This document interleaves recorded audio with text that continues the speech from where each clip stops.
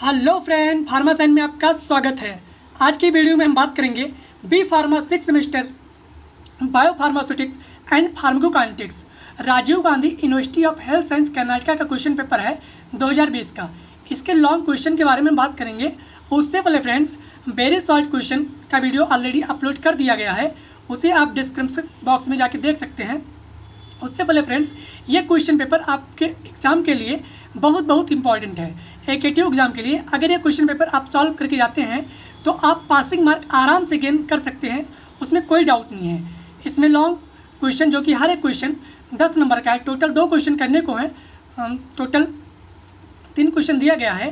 Same AKTU के exam में भी लॉन्ग क्वेश्चन जो कि सेक्शन बी में रहता है और इसमें सेक्शन ए में दिया गया है, तो इसी को हम सबसे पहले सॉल्व करेंगे। जिसमें से पहला क्वेश्चन है, list of the various process through which drug can cross the biological membrane, describe absorption of drug from non पेर ओरल एक्स्ट्रावेस्कुलर रूट। एब्जॉर्प्शन क्या होता है सबसे पहले हम जानेंगे। The process of movement of unchanged drug its site of administration into the systematic circulation. Means absorption एक ऐसा प्रोसेस है जिसमें किसी ड्रग का मूवमेंट होता है और मूवमेंट होने के बाद में वो ड्रग सिस्टमेटिक सर्कुलेशन यानी कि ब्लड में चली जाती है। इसी को एब्जॉर्प्शन के नाम से जाना जाता है। ये ड्रग है means oral means non oral means site of administration. यहाँ से हम ड्रग लिए बाई माउथ, उसके अंदर ड्रग का मूवमेंट हुआ और मूवमेंट होने के बाद में ड्रग ब्लड में चला गया, इसी को एब्जॉर्प्शन के नाम से जाना जाता है। There are various process of drug absorption. Drug absorption के बहुत सारे प्रोसेस होते हैं। Drug can cross the biological membrane.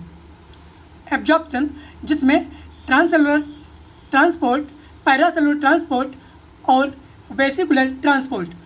Transcellular transport के 2 प्रोसेस हैं, पैसिव प्रोसेस और कैरियर मीडिएटेड ट्रांसपोर्ट प्रोसेस। और वहीं पैसिव प्रोसेस के इतने प्रोसेस हैं, जिसमें passive process pore transport, ion plate transport. वहीं कैरियर मीडिएटेड ट्रांसपोर्ट प्रोसेस हैं फैसिलेटेड डिफ्यूजन और एक्टिव ट्रांसपोर्ट। वेसिकुलर ट्रांसपोर्ट, इसके मेनली 2 प्रोसेस हैं, इंडोसाइटोसिस और फाइगोसाइटोसिस। पहला है ट्रांससेलुलर ट्रांसपोर्ट। ट्रांससेलुलर ट्रांसपोर्ट क्या होता है? Movement of drug molecules cross the gastrointestinal cell. Means वो ड्रग जो कि गैस्ट्रो इंटेस्टाइनल सेल को क्रॉस कर जाते हैं, उसे ट्रांससेलुलर ट्रांसपोर्ट के नाम से जाना जाता है। इसमें इसका प्रोसेस है पैसिव प्रोसेस, जिसमें unsaturated, non specific, non carrier mediated और नॉन काइनेंट इसके अंदर होता है। इसको ऐसे समझ सकते हैं पैसिव प्रोसेस को, The passive process is unsaturated, non-specific and non-carrier mediated and energy independent process in which drug molecules cross the cell membrane. Drug जिसके अंदर unsaturated, non-specific, non-carrier mediated और non-kinetic प्रॉपर्टीज होना चाहिए, वो ड्रग सेल मेम्ब्रेन को easily cross कर जाता है, उसी को पैसिव प्रोसेस के नाम से जाना जाता है। From one compartment to another compartment for the absorption. Absorption के लिए एक कंपार्टमेंट से दूसरे कंपार्टमेंट में जाती है। अगला है पैसिव डिफ्यूजन। पैसिव डिफ्यूजन क्या होता है? यहाँ पे जो कि ड्रग का कंसंट्रेशन हाई है और यहाँ पे ड्रग का कंसंट्रेशन लो है, तो ये ड्रग मॉलिक्यूल्स हैं, तो जहाँ पे ड्रग का कंसंट्रेशन हाई होगा तो हाई से लो की तरफ इसका ट्रांसपोर्ट होगा। वहीं passive diffusion, drug molecules division from higher to lower concentration until equilibrium. Means यहाँ से यहाँ के लिए ड्रग का ट्रांसपोर्ट होगा जब तक कि ये दोनों इक्विलिब्रियम नहीं हो जाएंगे। It is follow the first order kinetics. Passive diffusion जो कि फर्स्ट ऑर्डर काइनेटिक्स को फॉलो करता है, dQ/dt equal to dAK m/W upon n CGI minus CP, जो कि पैसिव डिफ्यूजन का इक्वेशन है। अगला है pore transport. The drug molecules are transported into the cell. By small size protein या आयन चैनल, मीन्स प्रोटीन या ion channel के द्वारा ड्रग मॉलिक्यूल्स का ट्रांसपोर्ट होता है इन सेल में। अगला है ion pair transport. The ionized from of drug molecules can't pass through cell membrane. They from non ion pair neutralize, जो कि हाईली लिपिड सॉल्वल होते हैं। आयन पेयर ट्रांसपोर्ट में आयोनाइड फ्रॉम ऑफ ड्रग मॉलिक्यूल्स जो कि सेल मेम्ब्रेन को cross नहीं कर पाते हैं। अगला है carrier mediated transport system.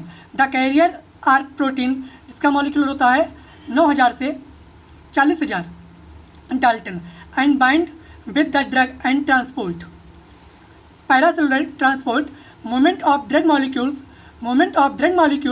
Through tight junction between epithelial cell, इसका एग्जाम्पल है इंसुलिन। अगला है vesicular transport. The drug molecules pass through cell membrane through plasma membrane by forming vesicular utilise के द्वारा से मीन्स ड्रग मॉलिक्यूल्स जो कि पास होता है सेल मेम्ब्रेन से थ्रू प्लाज्मा मेम्ब्रेन। इसके दो हैं, इंडोसाइटोसिस और एक्सोसाइटोसिस। इंडोसाइटोसिस मीन्स सेल के अंदर और एक्सोसाइटोसिस मीन्स सेल के बाहर। अगला है drug absorption from non oral extravascular route, जो कि बहुत मेन इंपॉर्टेंट है। इसमें नॉन ओरल एक्स्ट्रावेस्कुलर रूट का मतलब होता है ऐसे ड्रग जो कि माउथ के द्वारा ना लिए जाएं, बाकी चाहे जिस रूट से लिए जाएं उसे नॉन ओरल के नाम से जाना जाता है। One of the major advantage of non पेर ओरल रूट, इसका एडवांटेज है नॉन पेर ओरल रूट का। इसका क्या होता है, बायोअवेलेबिलिटी अच्छी होती है। That great systematic bioavailability is achieved. Non पेर ओरल रूट जिसमें आता है बक्कल या sublingual, intravascular, intramuscular, subcutaneous, intrathecal, nasal और पल्मोनरी एडमिनिस्ट्रेशन।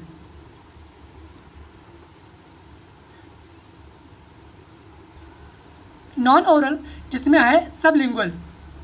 सबलिंगुअल मीन्स जो टंग के नीचे मेडिसिन लिया जाता है जिसमें निफेडिपिन और नाइट्रेट आता है। Sublingual means under the tongue. अगला है buccal, between the cheek and gum. इसका एडवांटेज है ओवरकम फर्स्ट पास मेटाबॉलिज्म और रैपिड एब्जॉर्प्शन होता है। बहुत ही तेज़ी के साथ बक्कल रूट से एब्जॉर्प्शन होता है। और rectal route drug administered through rectal route considered for children, infants and unconscious patient.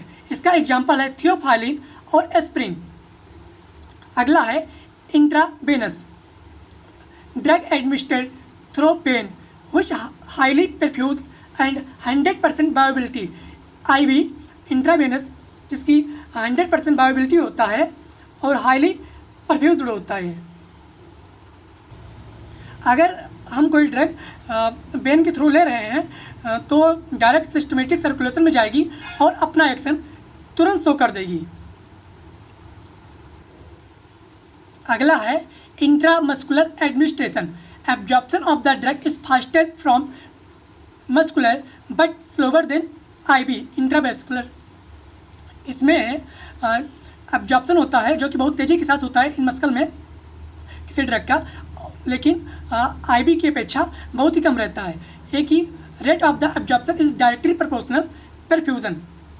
अगला है pulmonary administration. Person pulmonary administration is restricted by government. Pulmonary administration जो कि बैन कर दिया गया है गवर्नमेंट के द्वारा। इसमें एंटी इन्फ्लामेटरी और ब्रोंकोडायलेटर्स ड्रग आते थे। अगला है topical administration. Most of the drug applied topically on to the skin are meant to excite local effect. Skin are meant to excite local effect. Their drug absorption through skin called transdermal absorption. बहुत सारे drug जो कि skin पर रब किए जाते हैं वो अपना लोकल एक्शन शो करते हैं तो यहाँ पे अब पहले क्वेश्चन का आंसर समाप्त होता है। अगला क्वेश्चन है explain various method to enhance the dissolution rate of poorly soluble drug. तो सबसे पहले हम जानेंगे डिसोल्यूशन होता क्या है। Dissolution is a process in which the solid substance solubilize in a given solvent. Example, mass transfer from the solid surface to the liquid phase. Dissolution is the rate determining step for hydrophobic poorly aqueous soluble drug. इसका example है स्पाइरोलैक्टोन और क्रिसिनोफुल्विन। Means dissolution एक ऐसा process है जिसमें किसी solid substance को dissolve करेंगे किसी सॉल्वेंट में, तो उसी को डिसोल्यूशन के नाम से जाना जाता है। अब अगला है डिसोल्यूशन रेट। डिसोल्यूशन रेट क्या होता है? Dissolution rate is amount of drug that solubilize into the solvent. तो ये हो गया डिसोल्यूशन की definition. Into the solvent to form solution per unit time. यहाँ पे पर यूनिट टाइम दिया गया है, मीन्स कितने समय में कितना ड्रग डिसॉल्व हो रहा है। इसके अंदर टेम्परेचर मेंटेन होना चाहिए, पीएच मेंटेन होना चाहिए, सॉल्वेंट कंपोजिशन etc। इसी को डिसोल्यूशन रेट के नाम से जाना जाता है। कहने का मतलब कितने टाइम में कितना ड्रग डिसॉल्व हो रहा है उसी को डिसोल्यूशन रेट के नाम से जानते हैं। There are various method for enhancing drug dissolution rate, जिसमें से बहुत सारे मेथड होते हैं जो कि डिसोल्यूशन रेट को बढ़ाते हैं। जिसमें से पहला है increase in the effective surface area of the drug. अगला है पार्टिकल साइज रिडक्शन। अगर पार्टिकल साइज को छोटा कर दिया जाए फिर डिसोल्यूशन रेट इंक्रीज हो जाएगा। अगला है incorporation of surface active agent in formulation. Solute solvent complexation reaction. पाँचवा है पॉलीमॉर्फिज्म। छठवां है मॉलिक्यूल्स इन कैपुलेशन विथ साइक्लोडेक्स्ट्रिन या कॉम्प्लेक्सेशन विथ साइक्लोडेक्स्ट्रिन। सातवां है प्रो ड्रग अप्रोच। आठवां है साल्ट फॉर्मेशन ऑफ ड्रग। बहुत सारे मेथड हैं जो कि इनहेंस करते हैं डिसोल्यूशन रेट को। इसमें से पहला है reduction of the particle size. Small particle size of the drug increase the surface area, increase the solubility area substance into the solvent medium. अगर हम इसकी मेथड की बात करें जिसमें पहला है micronization. Micronization is a process in which side reduction with the help side reduction instrument या मशीन। इसके अंदर बॉल मिल या हैमर मिल आता है। तो बॉल मिल या हैमर मिल जो कि किसी बड़े पार्टिकल या ड्रग को तोड़ करके छोटा कर देता है, जिसकी वजह से उसका सरफेस एरिया ज़्यादा हो जाएगा। जब सरफेस एरिया ज़्यादा हो जाएगा देन सॉल्बिलिटी बढ़ जाएगी। तो यहाँ पे लार्ज मॉलिक्यूल्स ये ड्रग हैं और यहाँ पे हैमर मिल है। हैमर मिल में जब डाल देते हैं देन क्या होता है, जो हैमर होता है हैपर वो क्या करता है स्मॉल मॉलिक्यूल को छोटा कर देता है, जिसकी वजह से सरफेस एरिया इंक्रीज़ हो जाएगी। जब सरफेस एरिया इंक्रीज़ होगी देन सॉल्बिलिटी इंक्रीज़ हो जाएगी। अगला है यूज़ ऑफ सर्फेक्टेंट। अगर हम सर्फेक्टेंट का यूज़ कर रहे हैं फिर क्या होगा, उसका डिसोल्यूशन रेट इंक्रीज़ हो जाएगा as well as permeability of drug. Surfactant promoting wetting and penetration rate of the solute towards dissolution rate. अगला है यूज़ ऑफ co-solvent।